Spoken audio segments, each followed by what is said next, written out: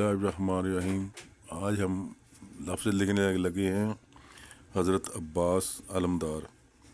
تو دیکھ لیں طریقہ کار عباس کا لکھنے کا۔